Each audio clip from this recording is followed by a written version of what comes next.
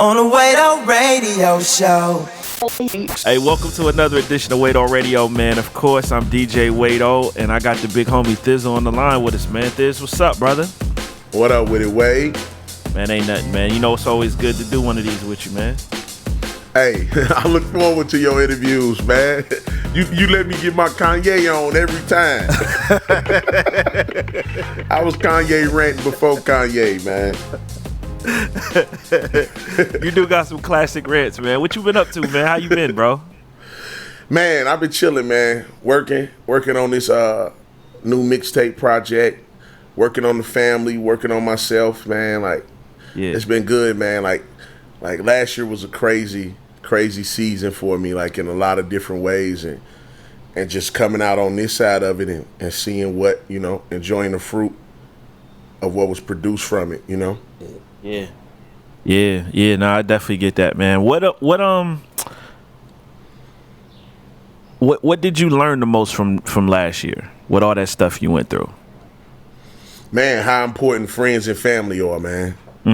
Like, I personally don't understand people that can walk through this earth by themselves, bro.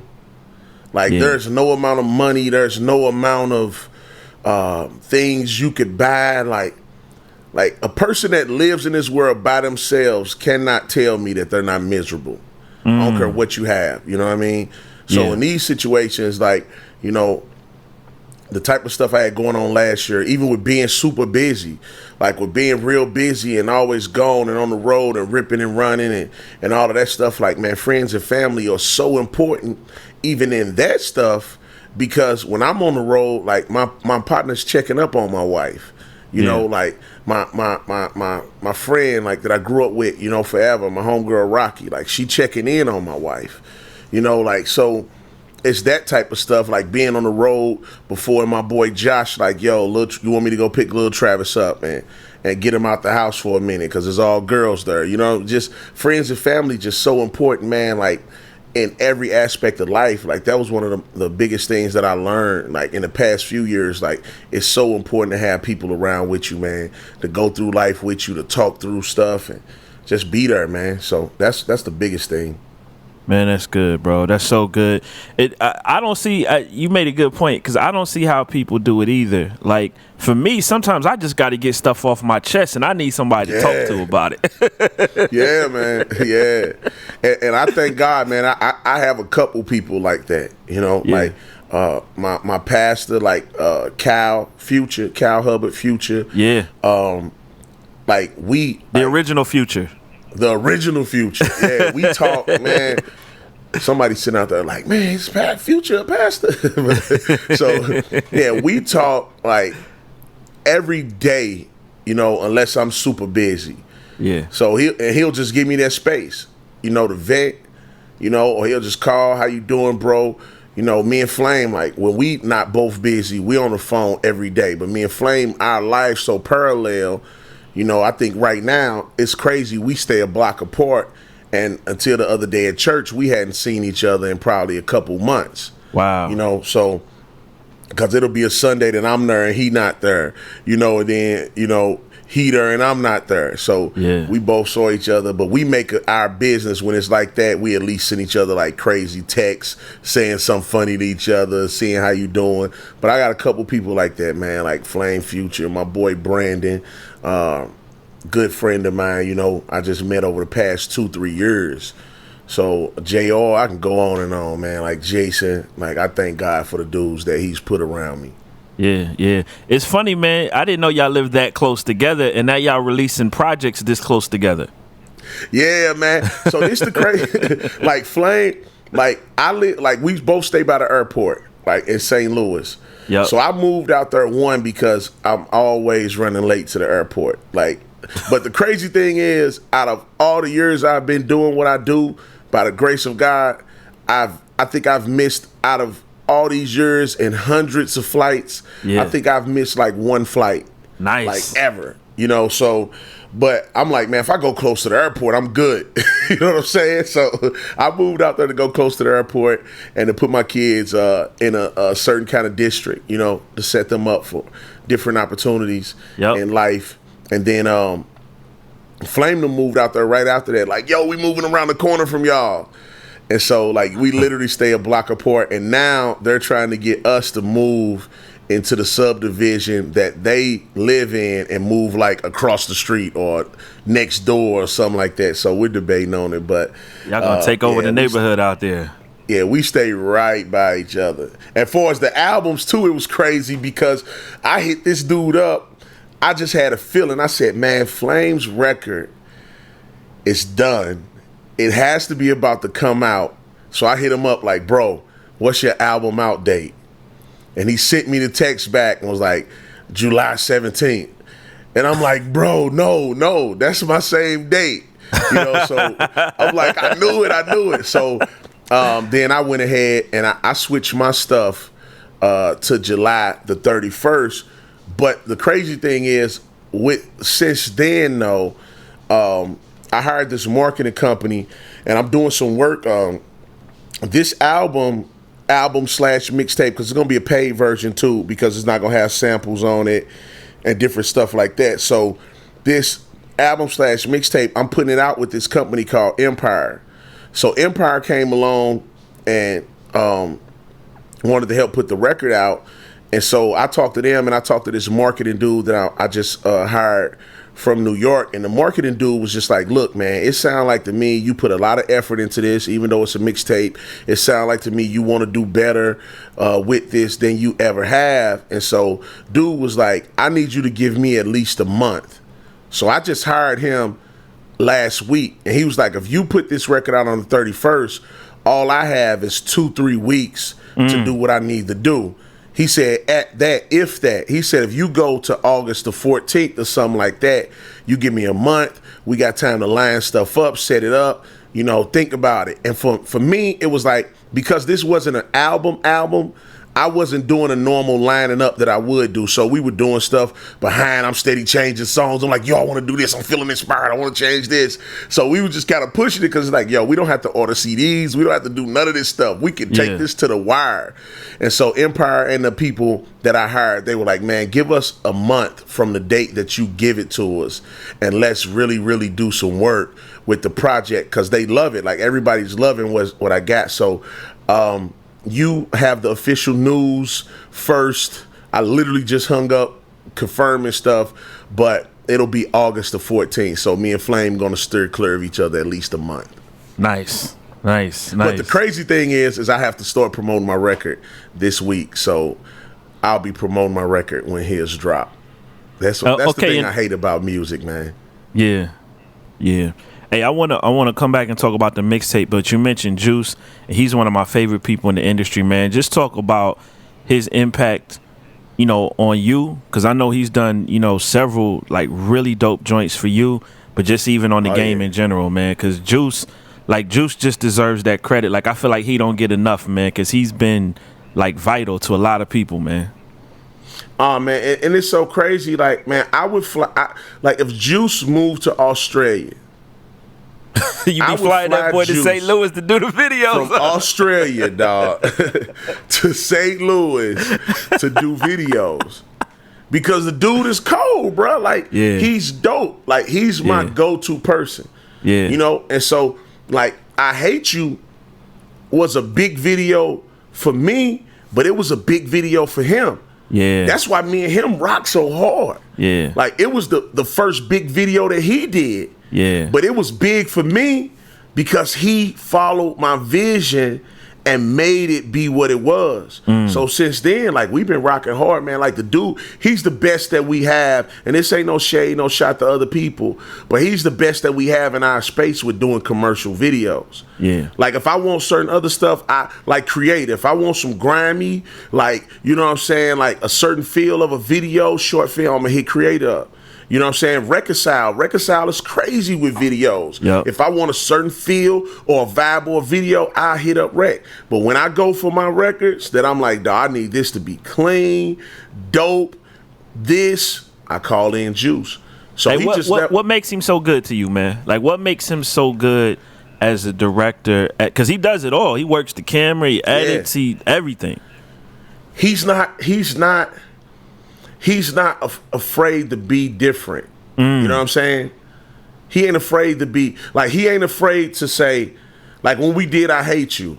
Yeah. He wasn't afraid to do that. Like most people would have been afraid to do that. They wouldn't especially have wanted at that time. Name. Yeah, especially at that time. Like right now, dudes do that now, you know. Yep. But at that time, there wasn't no I Hate You in CHH. There wasn't no video with drugs on the table. And like people, when I showed people that video, bro, they were like, whoa, like, you gonna put this out? You know what I mean? People were like, you're gonna put this out? I'm like, yeah. So when I showed people that video, I had people like, yo, this may not go well. But Juice wasn't afraid to do that. Yeah. He wasn't afraid to put his name on it. You know, so he's a student, bro. Like he's a student. A lot of dudes, one of my pet peeves with people is I don't work with people that do 10 different things. Like if I hit you up and you say, yeah, man, I shoot videos, I do graphics, I produce, I engineer, I'm not hiring you to shoot a video. Yeah, it's too much. Like, I'm not going to hire you to mix an album. Yeah. Because you don't have the time to concentrate and focus on being great at your craft. When you need to be focusing on how dope you could be with shooting videos, you're trying to mix an album. When you need to be focusing on how dope you could be with mixing an album, you're trying to shoot videos. And a lot of dudes will sit up and say, I was that dude, bro. I was that dude. When we first started So Hot, I was at the studio. I was mixing songs. I was making beats. I was printing T-shirts. Bro, I was doing, because I was quote unquote hustling. And that's what a lot of people in their brains think. If I do all of this stuff, I'll make a living. You know what I'm saying? But the reality is, if you do all of that stuff, you're actually taking away from what it is that you're supposed to be doing. And I had that epiphany in So Hot before I put out Chronicles of an Ex-Hustler. I sat there and I prayed, and I'm like, God, show me what I'm supposed to be doing. And I knew it was music. So I'm like, God, if I'm supposed to do records, I'm going to trust you, and I'm just going to do records. And I'm going to put my energy into doing records. I'm not doing none of this other stuff no more. And when I quit doing all that other stuff and put my energy into doing records, it went to another place. And that's why Juice is so good. Like, Juice only focuses on shooting videos. So he has the energy to sit back and watch videos and learn tutorials and learn about cameras and lenses and what this do and the ISO and he knows all that stuff. Like the average dude shooting a video now, because video cameras are so cheap, is a dude that know how to screw on the lens and hit the record button. And go to his computer and drag in a couple preset filters and he done. Yeah. But Juice got vision. Yeah. He got vision, like, and I love him. I love him just not even as a videographer, but as a person. Like, dude is 100. Yep. Like when he come through and we shoot videos, we have fun together. We kick it. It ain't pulling teeth. You know what I'm saying? We having fun. We working. We just shot 5 videos. We shot 3 videos for my new album in 3 days. Dang. So we shot 3 videos in 3 days, knocked them out quick, bro. I'm talking about quick, like 3.5 days. He was back on the plane going home. Then he was here the time before that, which was not even a month before that, and we shot 2 other videos. One of them was King Without a Crown, though. So you got a bunch of videos you finna drop, is what you saying? I got 5 videos for my record, and only one I've dropped so far is The Delay. It's Delay. Which my little homies from Surf Gang shot. You know, shout out to Surf Gang. Them boys, they be grinding. We went down there. I was supposed to be on the plane coming back home. And they was like, big bro, let's shoot a video while you down here. And I'm like, the only video that I could shoot on the fly like that would be Delay. I said, we got to go to the hood.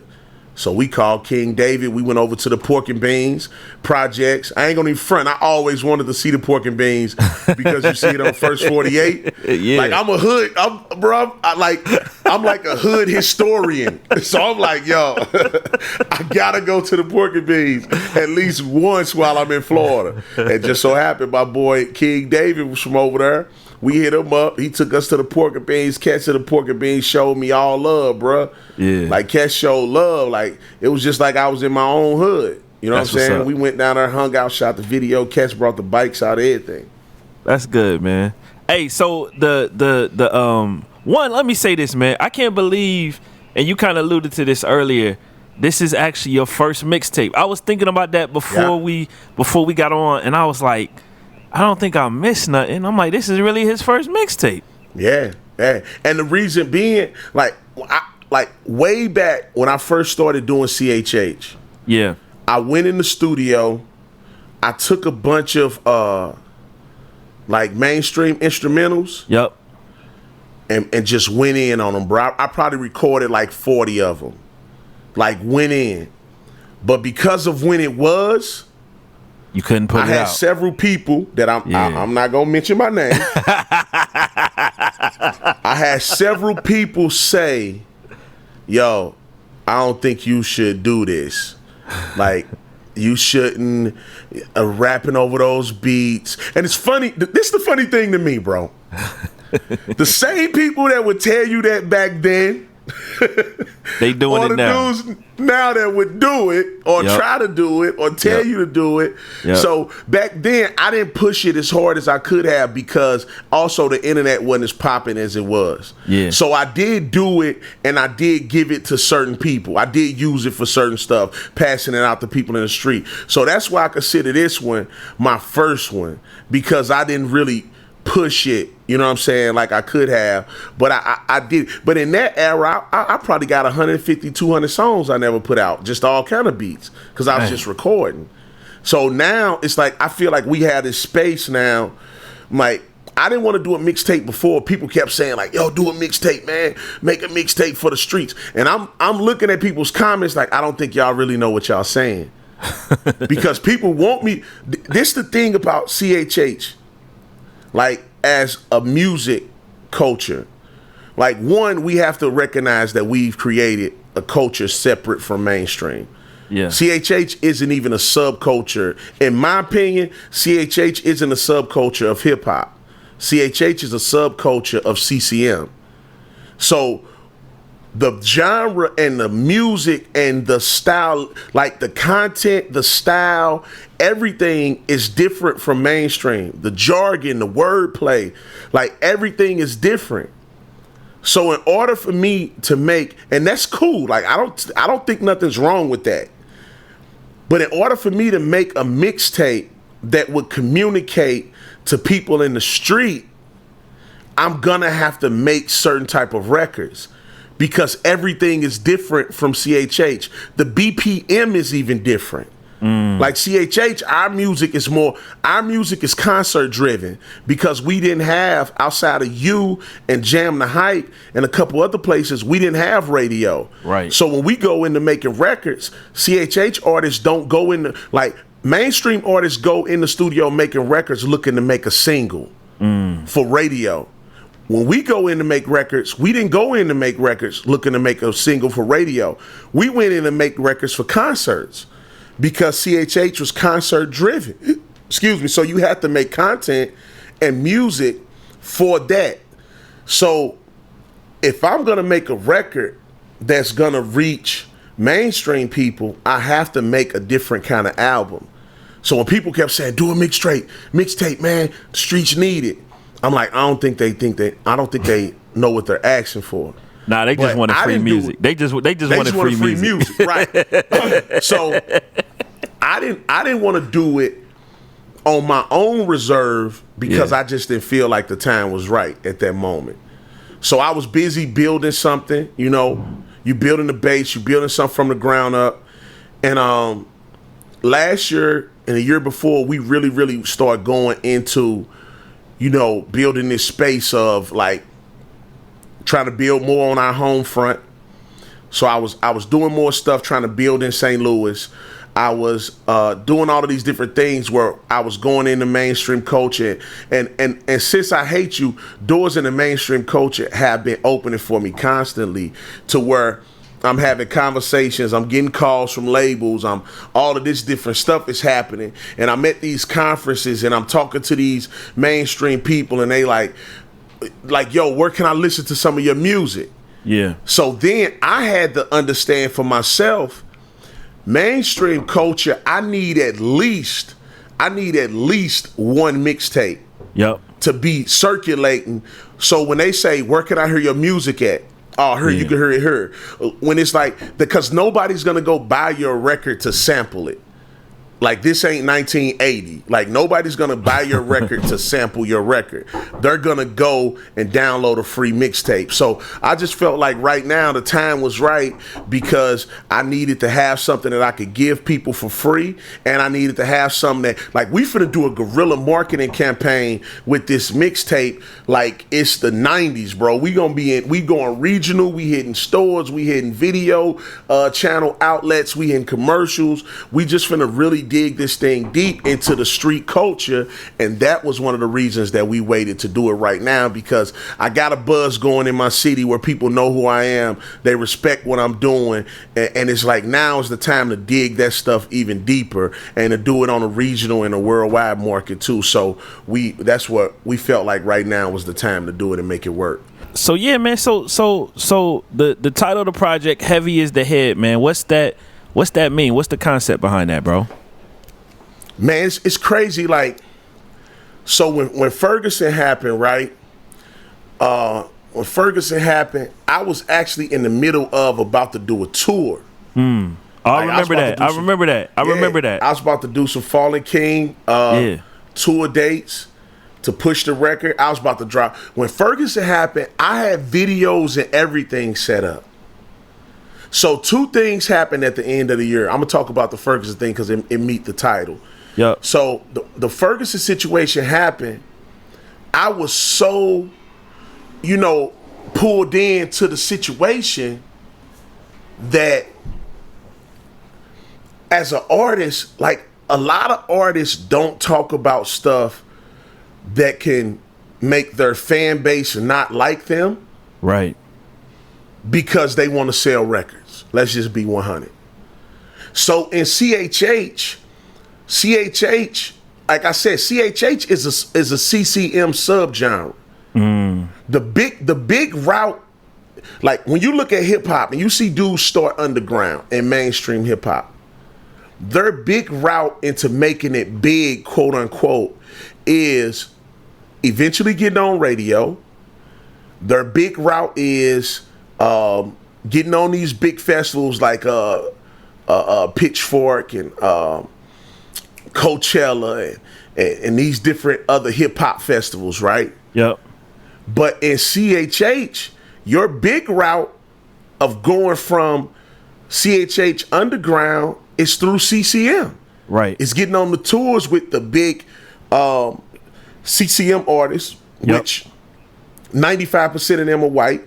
Yep.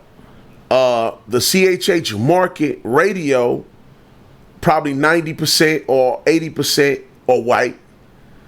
So when you got a situation like Ferguson happen, when CHH is the big consumers of CHH, they are white.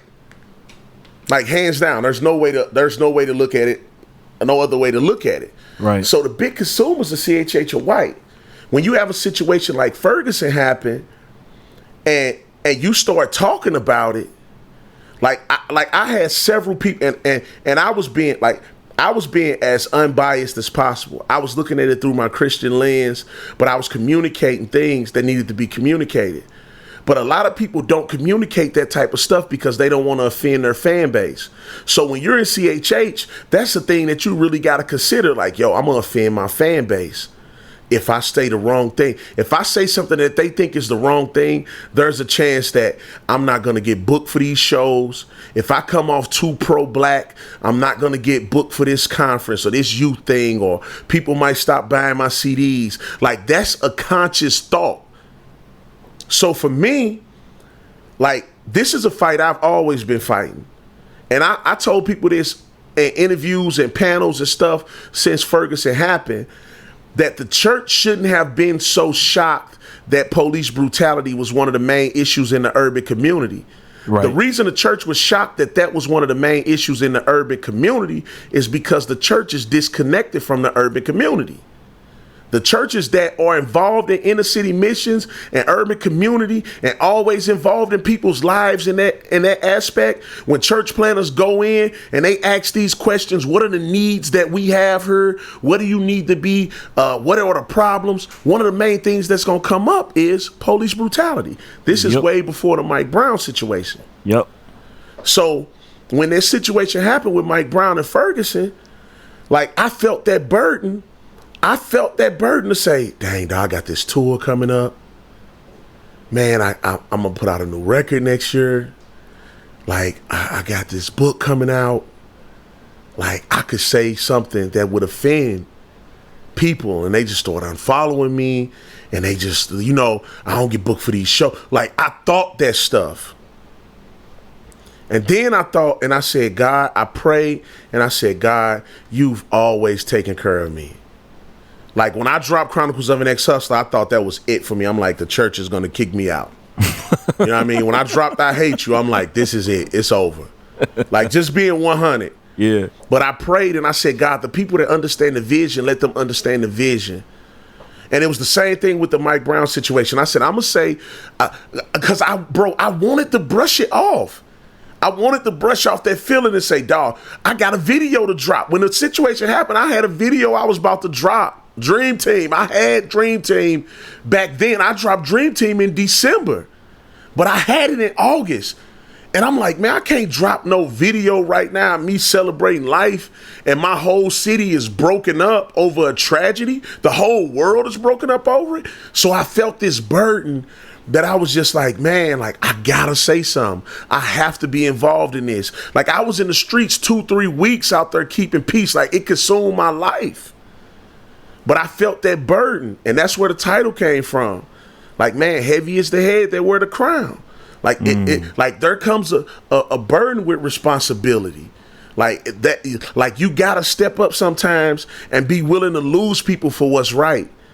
And I knew I was saying what was right. And in the process, you had the people, you had the young kids that didn't know better, because of CHH is a lot of the audience in CHH are young Caucasian kids. Like, they didn't know better. They didn't know how to respond. So I had people say some real ignorant stuff to me and say some stuff that I felt was just totally ridiculous. But at the same time, I had a lot of people see what I was saying and hit me up on Twitter, Facebook, in person. I had Caucasian full white churches bring me out to do panels. And they were like, man, we honor you. We appreciate what you're saying. People need to be challenged, and you're helping us think through this in the right way. So I constantly had people coming up to me saying, man, I followed you doing Ferguson, and I really appreciate your voice in this. I appreciate you being a part of it. But that's where the title came from, man. Like, heavy is the head that wear the crown. Like, when God puts you in these situations to have a platform, you have to, like, there's going to be a responsibility that come with it. And for me, I was like, this is my burden. Like, that thing was riding on me, bro. Yeah, when I tried to avoid it and get away from it, like, it was right. Like, I called you almost in tears. Yeah. Like, because it was just like, yo, like, it was so hurt. I was so hurt by the comments that I saw from people that were professing to be Christians. But that was my burden. I had to walk through that. And I'll walk through it again. And we gonna walk through it again. Because people, bro, it's 2015, dog. You think about this, it's 2015. When the Mike Brown situation happened, everybody was online telling us, me and other people that's saying it. I'm going to say me mainly because ain't no gang, ain't no us. So it was people online constantly telling me, let it go. It ain't worth it. Racism dead. Like, don't worry about that stuff. Nobody's racist no more. But then we look around in 2015 and we see 9 black people killed in a church while they're praying because they were black. And then it was even sadder that certain people were trying to just switch it around and say, no, it was because they were Christians. No, it was because they were black. So I think God allows certain stuff to happen to show us that we are off track. You know what I mean? And the church, when the Mike Brown situation happened, the church was backing back. A lot of the church, not the whole church, a lot of people were backing back, didn't want to speak on it, didn't want to say nothing, didn't want to, have anything controversial to say. And then we flip around a few months later, a year or so, whatever later, and now we have this happening in America. And it let people see that the way you thought racism was dead, racism isn't dead. But I could have told people that before that even happened. We were trying to tell people that, but nobody was listening. Like, I've been called the N-word in 2014 by a man that didn't know nothing about me. He looked me square in my face and told me I was trash and called me the N-word, told me I'd never be nothing. That's all I am. So when people tell me, let it go, it's not happening no more. It's like, yo, come live in my shoes. Come walk through America in my shoes as a young black man for a week, and then you tell me that racism doesn't exist no more. Hey man, I read this Billy Graham quote one time. I mean, you can make the argument Billy Graham might be the greatest preacher. He done probably preached to the most people of anybody in recent time, right? And he said, I would rather show 10 men how to speak to 10 million men than just speak to 10 million men myself. Wow. So in other words, he would rather disciple 10 guys and show them how to do what he did as opposed to just doing what he did himself. If we had that mindset, we would have the next Shaolin already, the next Flame already, the next, and I'm not saying that these guys, I mean, look, Shy's planting a church. He about to disciple a ton of people there. Flame got his label. He's poured into a ton of artists. Yeah, I'm not pointing them out particularly, but I'm saying if the guys that have been the leaders, if us over the past 10 years or however long we've been doing this, would have put as much time into discipling cats, like really discipling cats, like really, really, really, really, really discipling cats, we may not be in the same space that we in right now. And then too, another thing that's missing is because CHH is so young, there isn't an industry.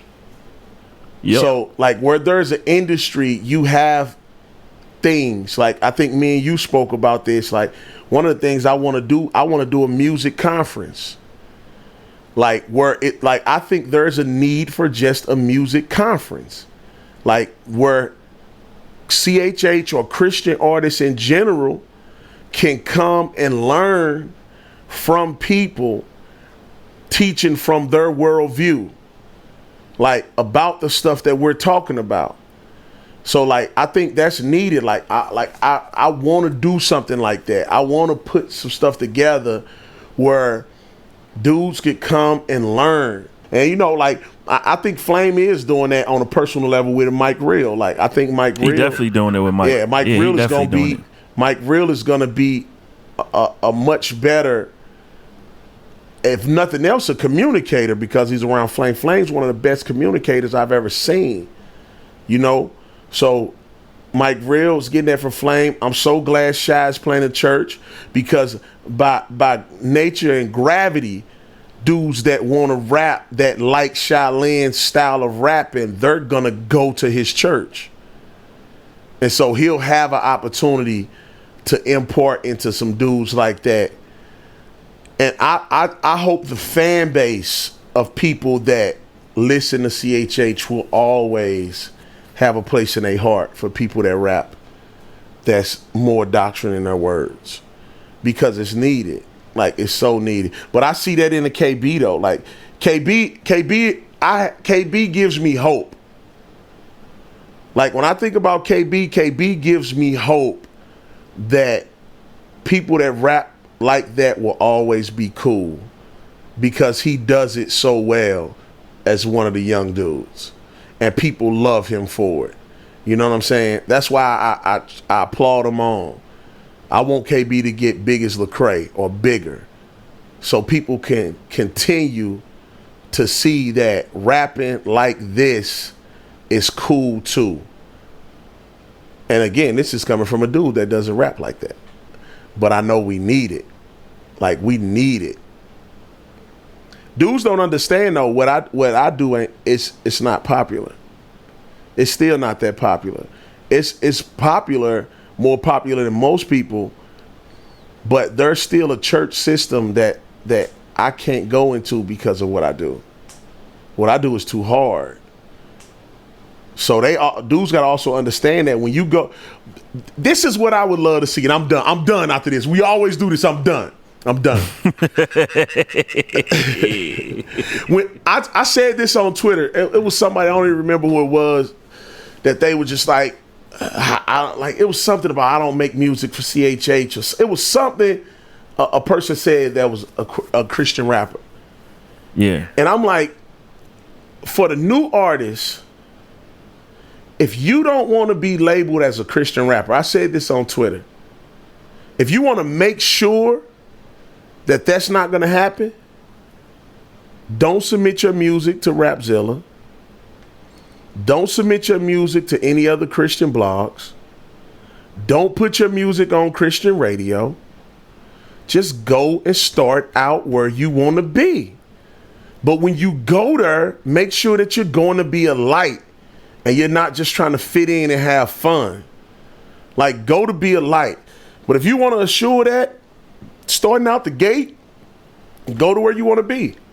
But like, it just, like, even for me, like, I'm one of them people, like, you know this, Wade, I've never, like, this ain't no disrespect to nobody else, but I've never, like, you've never heard me say, oh, yo, this is holy, I'm a holy hip hop artist, Thi'sl. Like, that just wasn't never my thing. And it was way before, like, I was putting my albums as hip hop on iTunes. After the music stopped, when Kratom first dropped it, it was Christian. It was on the Christian side of iTunes. Yep. Like, I've been putting my music on hip hop since the day I dropped music. Like, my This House I Shall Live record was on hip hop when after the music stops was Christian. Like, everybody that was dropping records at that point, records were on the Christian side. Except for mine. Like, I've always put my music out under hip hop. I've always had my music featured on different blogs that weren't hip hop. My first album that I put out, I had a write up on a hip hop blog.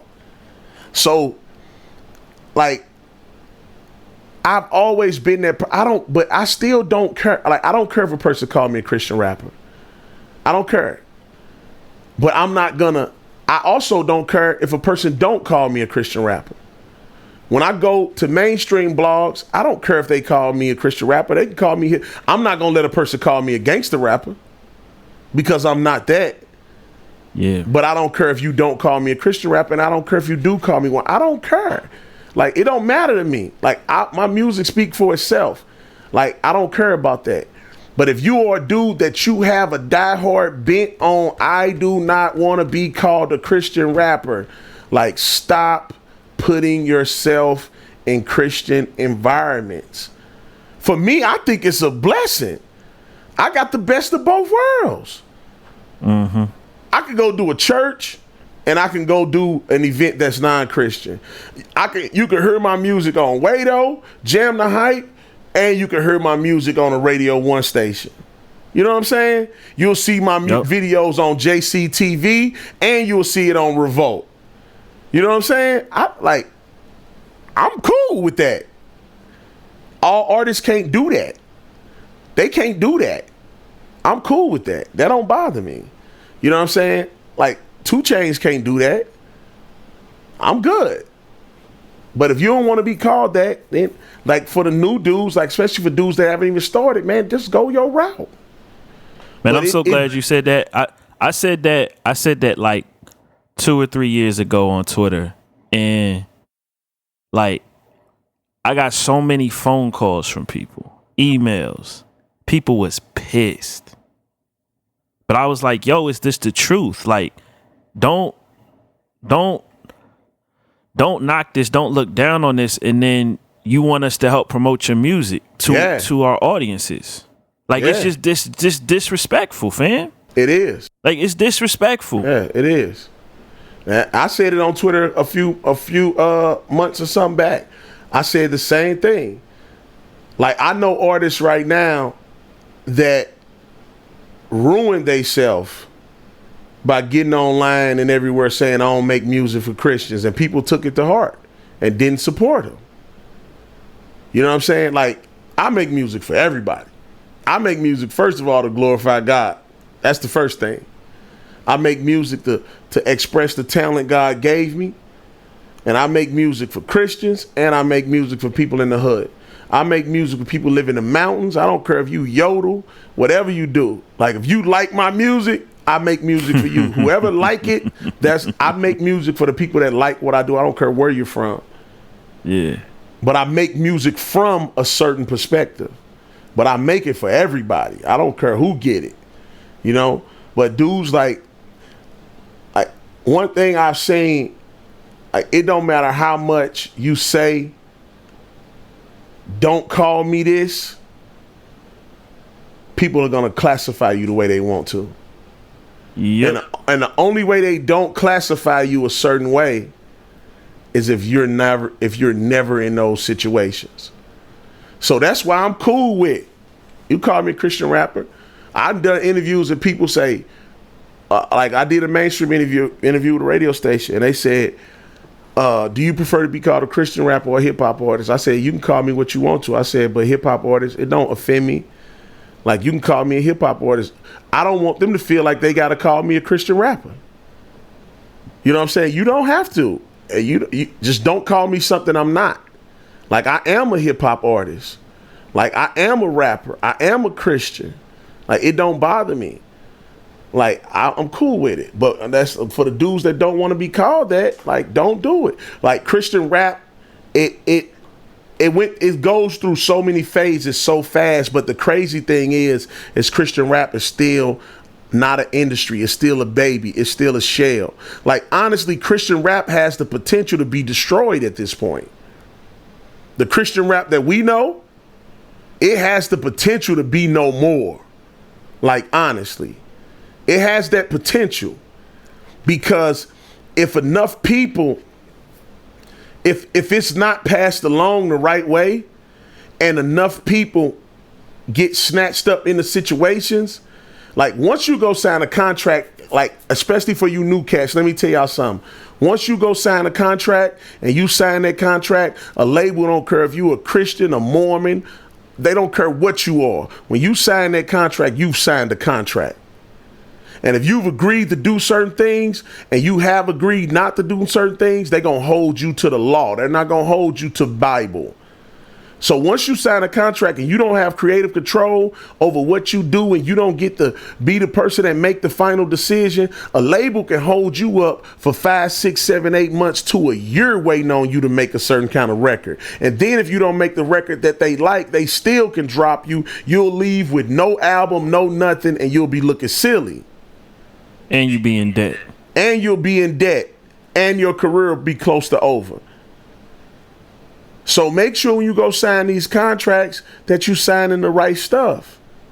Because if you don't sign the right stuff, like that's my fear of going into this era right now. That people gonna go sign this stuff without having the proper knowledge of what they're signing. And they're going to go sign this stuff because, like, industry people, Christian or not, they're pretty much all the same. Just being honest. It's business.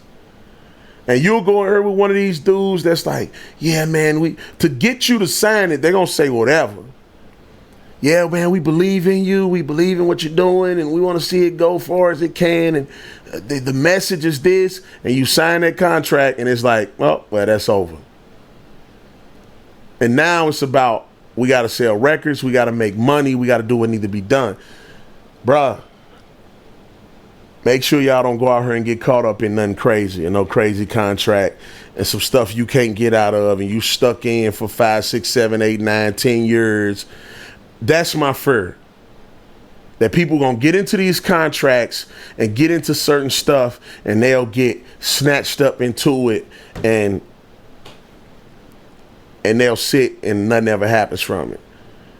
But contrary to popular belief, like, the industry is looking at Christian rap, but they're not looking at it as a whole. They're looking at certain individuals. And Christian rap is so new right now. A lot of those people are naive enough into believing that they can just create their own rappers, so they might not even need you anyway. So they can create their own rapper, you know? Oh, man. So it's like, what you saying is so true, brother. That's why I'm laughing. Like, it's hey, but this so the thing. true. Hey, I be trying.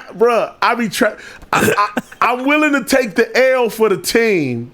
I'm willing to take the L because I'm not afraid.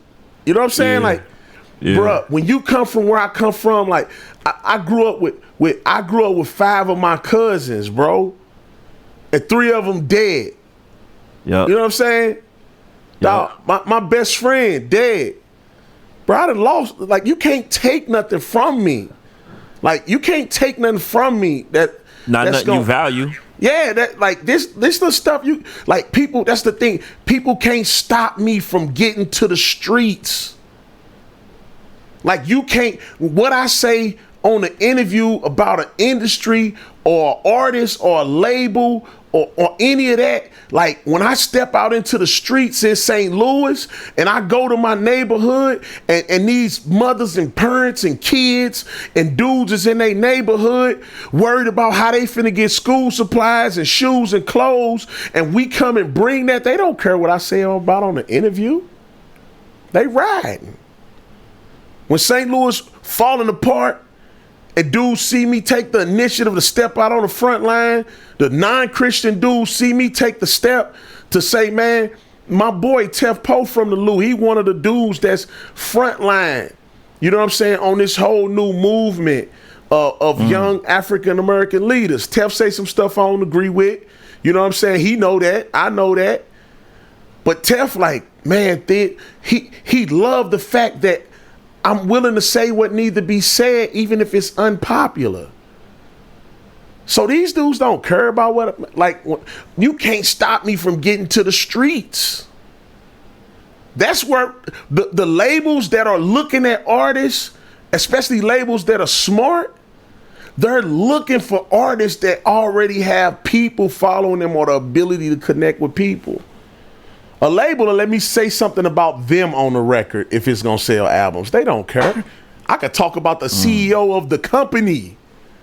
If he think it's gonna sell records, they like, I don't care. Don't mean nothing to them. So I'm not afraid. I'm not afraid. Like, I'm not afraid of that, man. Like, blackball, whatever, rah rah rah. When you get done, like, I'm going to the streets. Like, the people. But you know what? You know what's been bothering me. Is a lot of times people feel like in order to be successful, they have to resort to those type of tactics. Like, we have to blackball, we have to do shady business, we have to compromise in some way. Like, people don't trust God enough that, man, I could do things God's way and still be successful at what it is that I'm doing. I have to be, I have to do it the way that the world does it in order to be successful. And it's like we've allowed ourselves to be a pawn in Satan's game when we do stuff like that, bro. Like, we don't have to do stuff that way, man. You could do things the right way and be good and be straight. Yeah. When I think about business and Christian and successful, I think about people like Chick-fil-A. There you go. Now, I don't know what they doing behind the scenes, but the way it's presented and from what you heard from other people about the way they run what they do, like, it's amazing. But you also see them involved. Like, when you see Chick-fil-A sponsors, the college bowl game, Yep. You see culture you see culture, Christianity, and business all meeting at the same place, but the person that's doing it never loses their identity. Yep. You know? So, and that's the thing people need to realize. Like, I don't have to lose my identity. Like, you don't have to lose who you are in order to make it to a certain point. You know, and that, like, and for me, like, for the new people coming along, bro, when I do stuff like Dream Team, they probably in total shock. Like, oh my gosh, what is he doing? You know what I'm saying? But for the people that been following me forever, yep, you go back and listen to my first record, the This House I Shall Live record. I had songs like that on there. Yeah. I had songs like that on Chronicles of an Ex-Hustler. I had songs like that on a project that I put out before that never came out. Like I've been consistently being the same person I am, and where I'm at may not look successful to a lot of people because I don't run around saying all the stuff that I got or I have, but I'm way more successful than a lot of people. And the biggest success of all is I support my family. Like my wife doesn't work. Like we have That's children. It. My wife's a stay-at-home mom. We have kids. But my wife's not at home worried about how we gonna pay our bills. You know? Because she know I got that under control and she know God has me. So I'm right now we recording the interview, like I'm in a studio that I own. Like I own the equipment. Like it's my stuff. You know what I'm saying? It's like people don't know how to measure success. Like I went from being in my grandmother's basement with 1,000 CDs, well actually 850 CDs because I gave 150 of them to the dude that bought them for me. With 850 CDs to selling 50,000 some records on my own some years later and getting all these accolades and accomplishments, but still in the same process being true to who I am. And not only to mention that, but the stuff I do, like and this ain't cliche, but my biggest joy out of everything that I just said, like, so when I go to if I go to a magazine and I say I sold 50,000 records, so if I say that, like on the mixtape, on Heavy as the Head, I got a song that I said I sold 50,000 records on my own without a song on the radio. You know what I'm saying? But the point I was making was for radio. You know what I'm saying? But when I say stuff like that in write-ups, the biggest joy of being able to do something like that is when I sell records, I take, like, and people telling me this now, like managers, different people, they like, man, you need to create something where people can donate.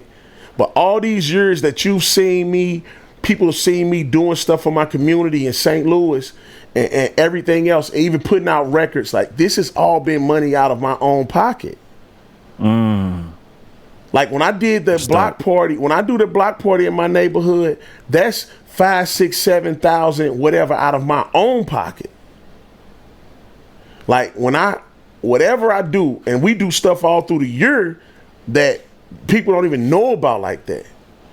When I did the Hope for the City concert, that was thousands of dollars I put up out of my own pocket.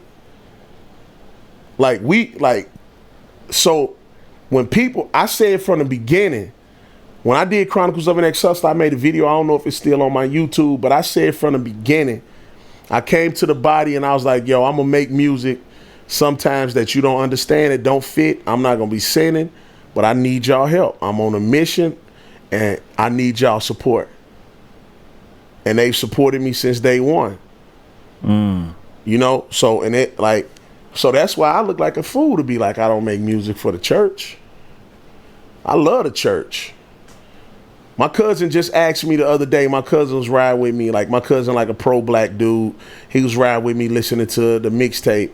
And he was like, man, you just said all kind of stuff on this tape about all kind of issues. He said, why didn't you point out how the black church or how church in general dropped the ball on the Ferguson situation? You know what I told him? I said, I don't talk about the church in public like that. I said, I ain't finna get on my record and talk about the church's flaws because people already think they see the flaws of the church. So I'm not gonna help feed that mindset of this is where the church dropped the ball at. You know what I mean? Yeah. Yep. So, like, and I hate when people do that on records. Like, I hate records where people tear down the church. Because, one, I got to remember when I'm speaking on the church, I'm speaking on Christ's bride. That's a serious offense. If somebody said in my face, and talked about my wife, I don't care if you were my daddy. If you say certain things about my wife that are offensive in my face, we're going to have a problem. You're going to get corrected right then. Yep. Like, I'm going to say something. So and here's the other thing about that.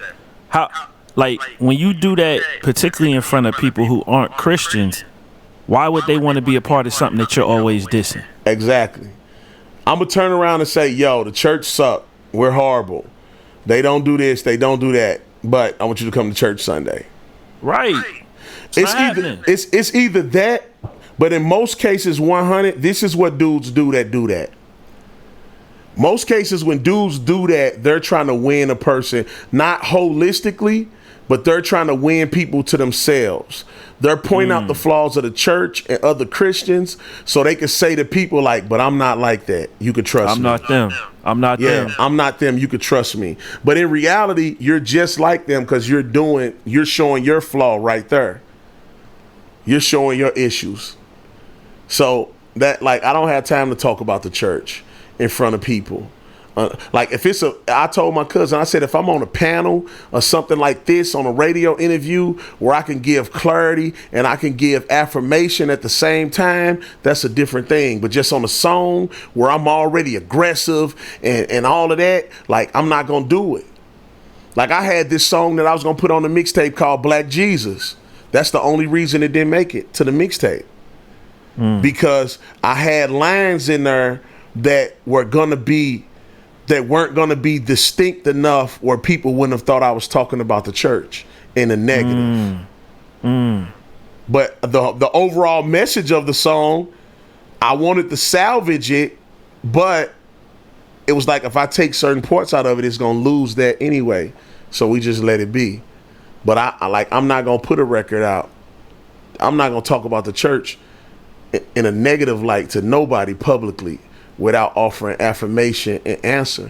But I'm definitely knowing, putting out a mixtape that I plan to be heard by non-Christian people, I'm definitely not going to dog the church in front of them. That's the last thing I'm going to do.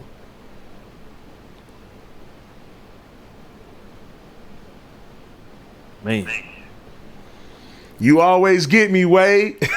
I know, brother. I know. It's so, but like, the crazy thing is me and you get on these interviews, and it be kind of funny because it give me an opportunity to dump out my info, and when I drop it on you, even though I know you already feeling a lot of the same stuff, I can feel the more you like, dang, man. Hey, but here's the other thing. Here's the other thing too. We ain't talk for an hour before the interview like we normally do too. Right. Yeah. So yeah, we normally go in. But you one of my fave interviewers, man. And it's the thing people need to understand too, even with like, and people that know me know this, and people that listen in context or see this interview, like, I'm always considering, man, like, people involved, like, in what I'm saying too. So even the stuff I said, like, it's funny how God wired me, bro. Like, my heart is always for reconciliation. Yeah. So even for a person that may have upset me and do something that I think is whack, I still want to communicate about it in a way that there's room for reconciliation and not being ignorant. You know what I'm saying? Like, I don't want to be ignorant about it. So, like, even with the talk about CHH and the new artists, like, I hope they take that stuff and run with it and say, yo, like, let me continue to get better, but let me think about this stuff. Because, dog, like, it's like we want to build a community that reflects the Bible at the end of the day. Like if we just build a community that's full of dope rappers, but it don't reflect the Bible, like we dropped the ball. Like we have to build a community that reflects the Bible as well, because we say we're Christians. If we were Muslims, I would say we have to build a community that reflects the Quran. Yep. Because that's our belief system. Like if our belief system is Christianity, we have to build a community that reflects the Bible. And a lot of us do that great on a local level. A lot of us don't. And a lot of us but when I think about the potential of what CHH could possibly be versus what it is and what it could possibly grow into now, it needs to be some intentional stuff. And everybody's not going to be best friend and hang out with your family, and that's not going to happen. We know that's just unrealistic. But just like your family from a distance, my cousins, like family reunion, we get together, we have a ball, and we do that. A lot of us, we get together, we have a ball, places like Legacy, Flavor Fest, different things like that. But I would love to see, and even for the new dudes, like why don't some of y'all, like a lot of us didn't do this in the beginning. Why don't some of y'all get together? You don't got to be a group. But if it's 4 or 5 of y'all that's independent artists with no label, why don't y'all come together and create one thing and pool your resources, put your money together? And, that's what Cross Movement did. That's what Cross Movement did. Like, why don't y'all come together, put your resources together, pool your energy. One of y'all might have somebody that's a manager. Pull him into the picture. One of y'all got somebody that's doing this, that's doing videos or photography. If 4 or 5 of y'all get together and pool y'all resources and money, like you'll make a much bigger splash than you would with just one of y'all. Like, I want to see some of these new dudes not make the mistakes that cats before them made, but also make the smart decisions. When you look at hip hop, bro, hip hop, if they don't get nothing else in hip hop, they understand that 2 of us together is going to do better than 1 of us separate. Yep. So you'll have labels like Def Jam let an artist like Lil Durk go hang around with French Montana, and they on 2 different labels. Because the label knows, like, hey, this is only going to help him, which is only going to help us. Like, they promote that kind of stuff. And I would love, like, the scriptures, one of my favorite scriptures in the Bible is in Proverbs that says, study the ant, you sluggard. So the Bible's telling the lazy person, like, study the ant. Look at what they do. They store food up in the summer while everybody's out having fun and playing. All the other animals, the ant is storing up all this food. And in the wintertime, they off in the hole. They kicking it. They got food till summer come. The animals that don't gather, they out in the cold. You know what I'm saying? So we need to look. The Bible give us these examples. Like, look at things that you wouldn't normally consider and see how they're responding. Why would a human have to study an ant, this little animal, you know? Look at things you wouldn't normally consider. Like, look at hip hop. These dudes understand power in numbers. They understand what it means if I shoot a video and even though this artist isn't on the song, he's still in the video. They know what that looks like, what it means. And the crazy thing is it shows unity. Like, we're Christians, we're the body of Christ. Like, that's our mantra. That's our thing. Unity. They'll know you or mine by your love for one another. And love goes way further than being in videos and doing songs and all of that. Yep. But you got to start somewhere. You got to start somewhere. So I would love to see some of these new artists, man, like, man, get together, 2 or 3 of y'all that are like-minded, like that you like each other's style, pool y'all resources, man, and go out here and change the world, man. Practice your craft, be great at what you do in your art, whatever you call it, you know, but start doing some stuff together because it's gonna be more powerful. If he go to church and there's 200 people there, and this dude, he go to church and there's 1,500, or he go to this one, it's a plan, it's 40 people. Like, think about it. If you go, most artists, Christian artists, where they first performance at? They church.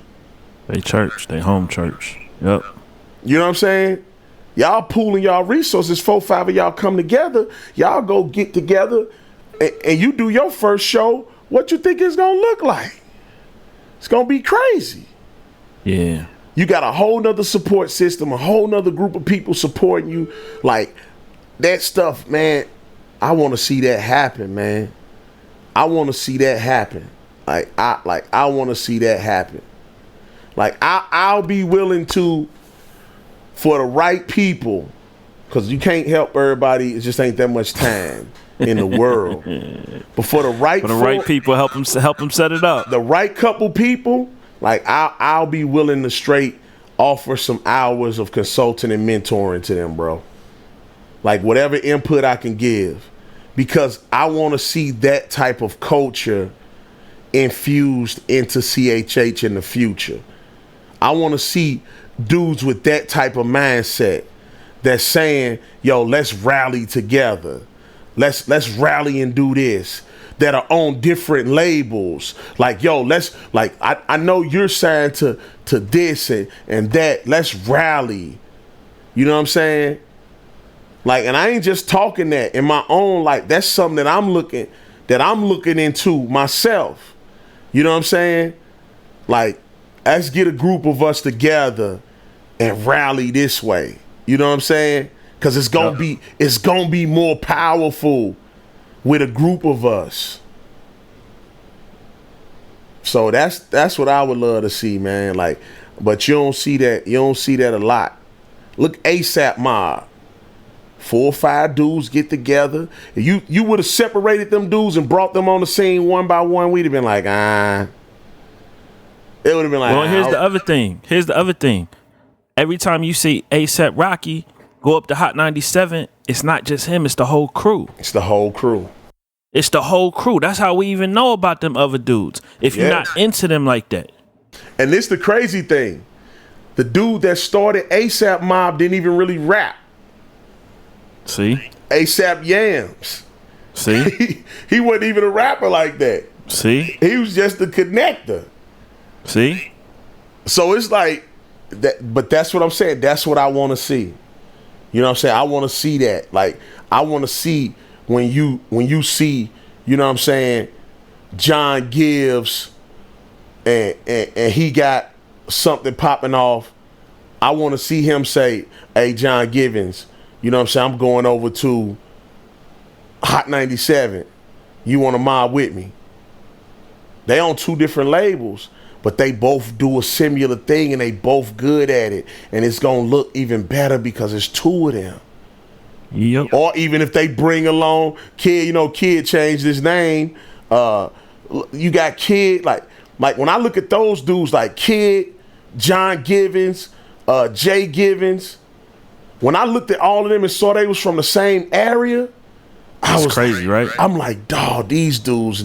First thing I said was like, dawg, these dudes need to be a crew. Were they not like a rap group, but a crew of dudes? And I know it's somebody else over there that's just as cold too. That ain't taking away from what John Givens is doing with, you know what I'm saying, Dream Junkies, because they all dope. But like when I see them 3 little dudes, I'm like, they all got this same kind of thing, but it's different. And they all young dudes and it's fresh. But that's what's missing. It's like, yo, like, somebody click up and get busy. It's crazy, bro. Get busy. Like, somebody click up and get busy, dog. Like, you want to see that. You know what I'm saying? You want to see it happen. It's missing. Man, Thiz, look, bro. I'm trying to see everybody get your mixtape. Hey, this the funny thing, cuz. This is what's funny. We done ended this interview. But no, like this was funny, though. whenever I do interviews with you, it's always to promote the record coming up, but we never talk And I about say the record. go get it more than you say go get it. Yeah, man. So this what we gonna do. This what we gonna do, man. I'm gonna have to send you a commercial or something where we play it. Nah. I tell you what we gonna do. I got something even better. Legacy conference. Yeah. In a week and a half. We're gonna do a video interview and all we gonna talk about is the Let's record. do it. Nothing else. Let's do it, man. Nothing else. Let's do it. And we get on it ASAP. But I had a ball like always.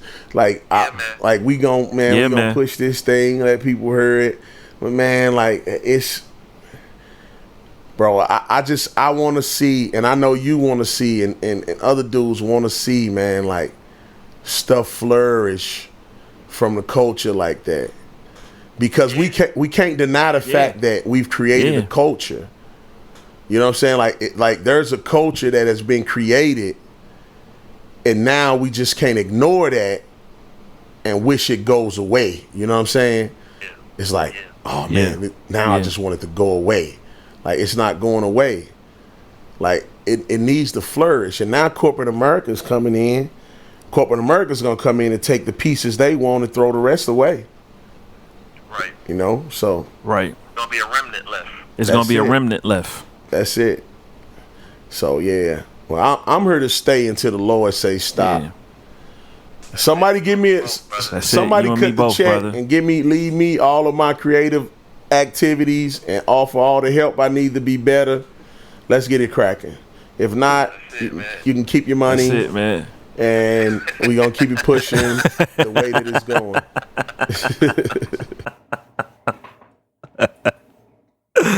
Oh, man, I feel you, brother. I definitely feel you, man. Well, Thiz, man, I'm going to see you in I guess it ain't even a couple weeks, man. It's like a week and a half, man. Yep, I see you, man. I'm looking forward to it, man. Like I said in the class, I'm going to talk about same kind of stuff, how the church could have responded to Ferguson. And then I'm gonna get together, man. I'm gonna send a tweet out or something, and just shout out the artists and stuff that's gonna be in Legacy, and tell dudes like probably after that Thursday night concert, because I know those end pretty early sometimes. So Thursday they got the poetry. That's gonna be over. That ain't gonna be long. You can't do poems for 3 hours, bro. Like, it's true. The concert cats is got all different people. So I'm gonna do Thursday night, man. After Legacy, I'm gonna tell Cats just meet me out on the courtyard, so we could just sit and chop it up, man, till Cats get tired. Cause coming up to Legacy, I just felt that burden, man. Like I want to contribute to seeing these dudes become better. You know, like seeing them become better in how they thinking through this stuff and all of that, man. So, yeah, man, I look forward to seeing you, bro. Thanks for the interview, like always. And I appreciate all the support, brother. And by now, the people that get to the end of this, they'll been to heard songs, but I'm going to definitely send you a couple records to play, man. So, off in the segments. Man, that'll work, bro. Appreciate you, dude. I bet, man. God bless, bro. On the Way Radio Show. On the Way Radio. On the Way Radio Show. Where it's much more than music, it's ministry.